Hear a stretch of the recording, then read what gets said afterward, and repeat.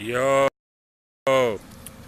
so y'all know what time it is. Y'all know who I am. Fair Coach Demecos here. FindTheCourageNow.com. Therapyforblackmen.org. So, what inspired me to make this video is that yesterday I was at the cigar bar, getting my sedation, and there was a man who he was 24 years old, and we ended up talking about relationships. All right. Well, we ended up talking about business first, practicality of life, handling life, and the guy was kind of pretty receptive to the information we were feeding him. So anyway, later on down the line in the conversation, about 3 hours in, the relationship, and the guy says that my video is kind of skipping, so I'm trying to keep steady. All right. So anyway, so we're talking about women, and I told him, I said, hey, you know what? The best asset that you could ever, now first off, he's a 24-year-old who's in real estate. So far, he's on his first deal, made $6,000 a month in profit, which is beautiful, and he has a background in cybersecurity. I'm like, at 24, motherfucker, you killing it. If you stay on the pace that you're on right now, you'll be making $250,000 a year by the time you turn 30.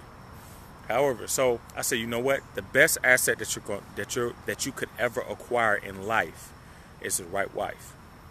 All right? So I hit him with that. And then all of a sudden, you had older men in there, black men, who were 50, 60-year-olds, who was telling him, like, no. You need to be fuck it. In your 20s, you need to be going through women. See, Hannah had you came through yesterday. I was just like, he said, you need to be fucking. You need to be going through women. And it perplexed me because I'm like, these are our OGs. These are our OGs sitting here, encouraging this young man that he should run through women throughout his 20s so that he can get some experience, so he can know what he likes, so he can get it all. And it just had me thinking like, wow, oh shit, this is hoe chasing culture. I was brought up in hoe chasing culture. Listening to rap music, listening to entertainment. The reward at the end of the day for a man's hard work was always a woman, always an attractive woman at that, no matter what the guy looked like. All right? Oh man, like these guys aren't really aware of just how black men aren't getting married. Black men are not getting married, and I don't think most black people are aware of that. 48% of black men get married, and out of that 48%, 33% of us end up divorcing.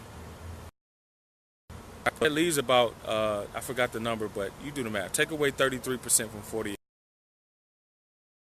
And that can stay married throughout the duration of their lives.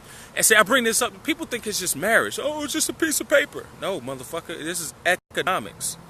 This is socio-economics. You have see, when you have a stable household, you're able to not buy a stable lifestyle for yourself, also for your offspring. You produce healthier offspring. The thing is, it's like if men weren't having sex, and we were out here just dating women and having fun, but not having sex and not creating babies, then, going out here being promiscuous throughout your 20s is cool and fine. However, the consequence we pay for that is that men are out here fucking and having babies. So therefore, we have to pay for those consequences by way of single fathers, single mothers. And somebody got to take care of those babies.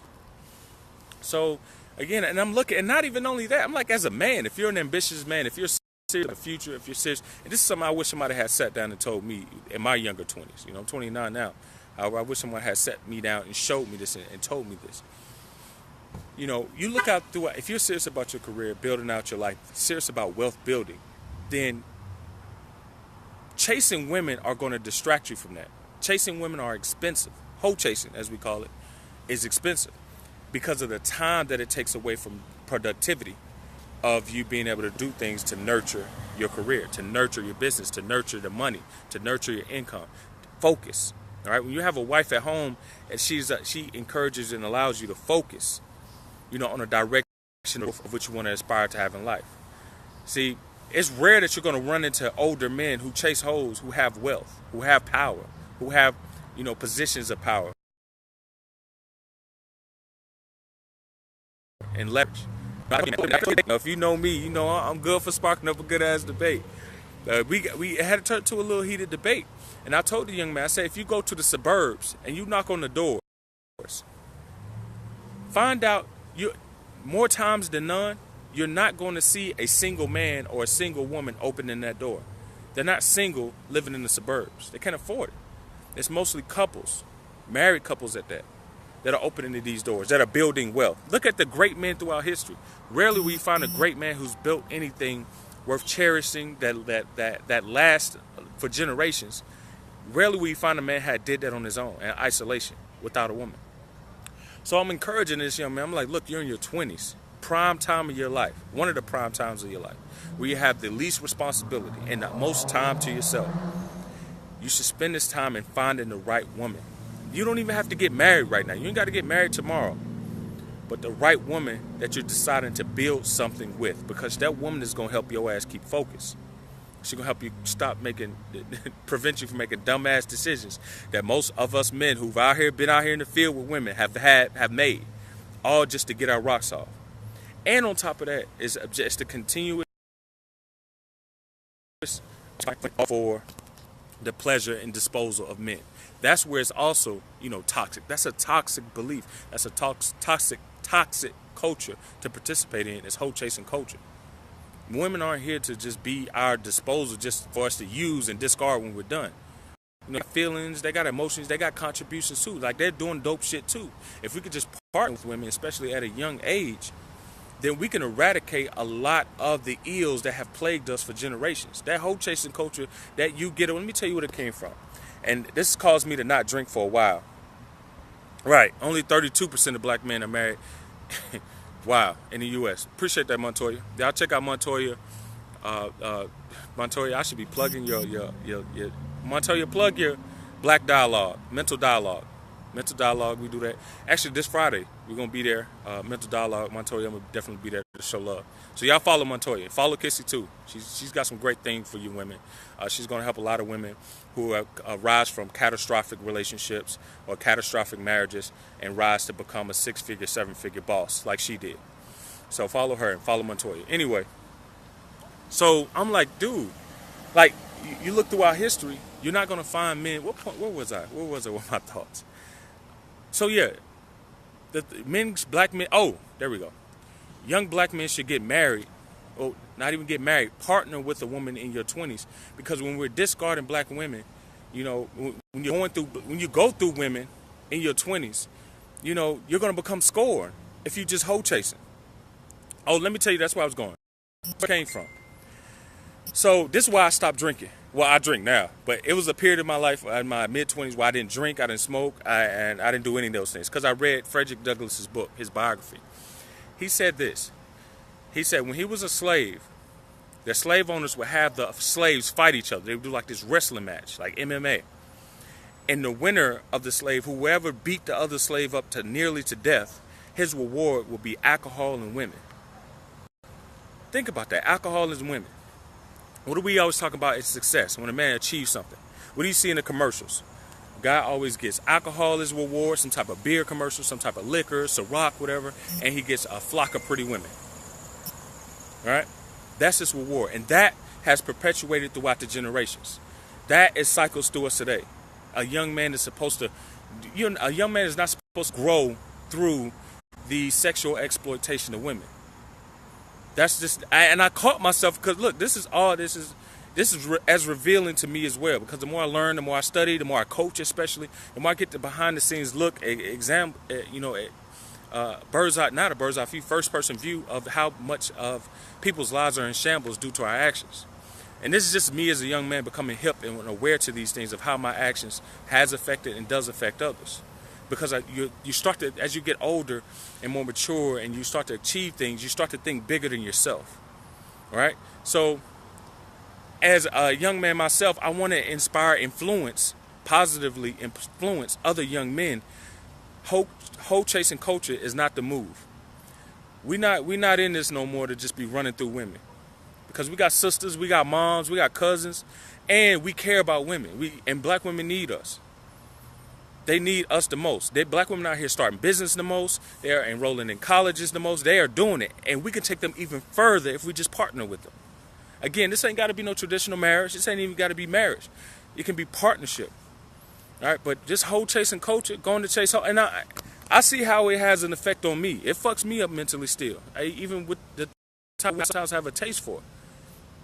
You know, I just learned how much I've been indoctrinated in this pimp culture, this slave culture. And it's not even just a black thing. It just happens to be I'm black. And, you know, I'm Atlanta ambassador for, you know, therapy for black men.org. But it's in every culture. However, us as black, this is a narrative that we can control. So I get it. And I was talking to my mentors and people such. And, you know, you learn that older black men who try to encourage younger black men to be hoe chasers, etc., these are men who are often in shitty marriages. You know, they end up marrying a girl, they end up getting pregnant. Because that was the thing, too. Like, especially back in the 80s and prior to that, you married the girl you impregnated.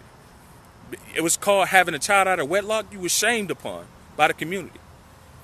So a lot of these men are in shitty marriages, and therefore they don't want the younger men to get in shitty marriages, too. They kind of want to live through the young men. They want to hear our stories of how we going through these fine girls, how we going to this guy's 60 years now. Look, I respect these black men. However, I know psychologically how fucked up they are. And they're trying to negatively influence the younger generation to adapt these fucked up mentalities and cultural ways of living, which are all toxic. All that Freekneek era, Luke era, 90s rap, I Get Around era, Trap or Die early 2000s era. All that shit is toxic culture.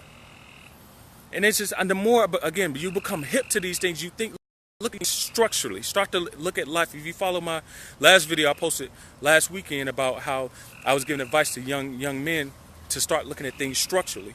Look at things structurally around you. How things came to be and how they currently exist. You know, us young men, you know, we got the ball. We got the attention. You know, we're about to take on leadership positions. You know, we can change the narrative. We got to change the narrative because it's going to do nothing but continue to eliminate our culture. It's a crisis. It's creating a crisis. And at the crux of it all, the black community is black men just not marrying black women. And at the end of the day, the end result isn't because there's not a lot of quality black women. It's really because most black men don't value themselves. It's self-esteem. Self-esteem isn't about confidence. It's about, I'm happy, I believe in myself. Self-esteem is how you see your value in society. That's the psychological definition of self-esteem. So if you highly valued yourself in society, you would carry yourself as such. You know, but a lot of black men don't see value in marriage because, again, black men don't believe that they can actually build something significant with themselves, let alone with a partner. Because I used to buy into the narrative, yeah, you got to get your shit together financially. Then you get with a woman and you build something great. But the more I start to think and I listen to my mentors and I read and I research and again, I'm coaching, I learn from my clients as much as they learn from me. You learn that, no, it's a psychological thing. If you believe in yourself, if you value yourself, you can come from any pitfall. Finances going up and down is just a part of life. But again, if you don't have it together here, if you don't believe that you're that valuable here to yourself, then you're not going to believe that you're valuable to anyone else. So therefore, you're not going to help build a woman. You're going to help tear down a woman. You're going to approach life in a destructive manner instead of a constructive manner. So I hope this video was useful to y'all. Stay tuned. I appreciate the engagement. I appreciate all the love. And, you know, share this message. You know, black women in particular are not our rewards. They're our best partners, our best assets. Look throughout history. Bob Johnson, I learned today, got married young. His wife was doing better than him, way better than him. I think she was an attorney of some sort. Now he's the richest black man in the world, among the richest black men in the world, worth billions of dollars. You're not going to find any black men in this world who are worth billions or multi-millions of dollars who are single. You're not.